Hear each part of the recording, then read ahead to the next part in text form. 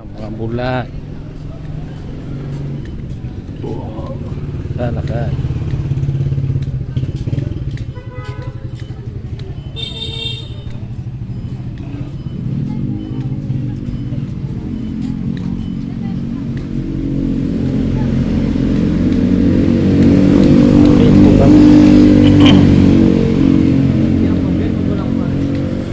Stephen kasama ko.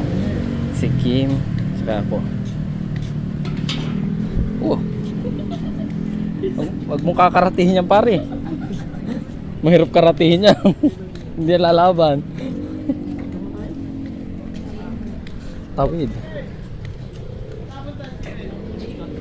Talaga bulag ba? Last trip mo eh. Ingat. Siyempre. Tama. Hindi mo kilala.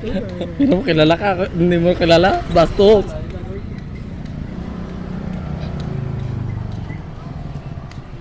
Dahil nasa kaliwa mo ngayon ang lake. Dito.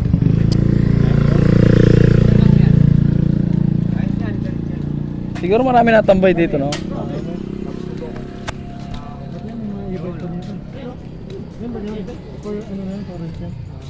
Ang galing, no?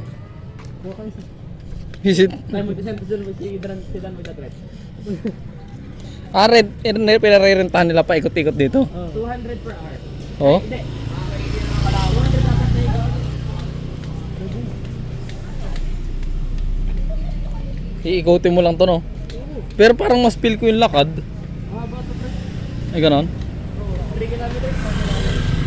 Oh?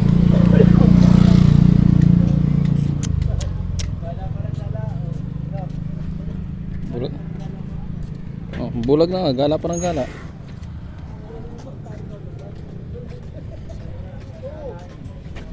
Pwede naman po lang.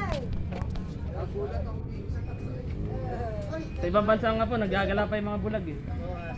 Sana nga kayo. Haga ako sa inyo ha. Ay, sige po. Salamat po.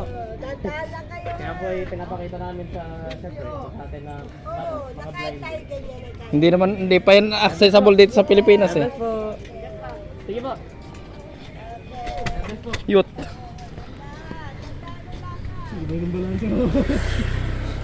Puta na, mahuhulog ako eh. Hindi ka parang mamahulog sa lawa.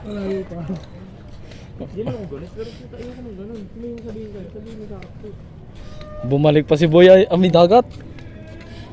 Mali ba ako sa ginawa ko dahil? Hindi. At saka wala naman ako, hindi naman ako nagmura. Or, diba? Nakangiti pa nga ako eh. Oo. Preno yung e-bike eh. Bigla ako nag-U-turn eh.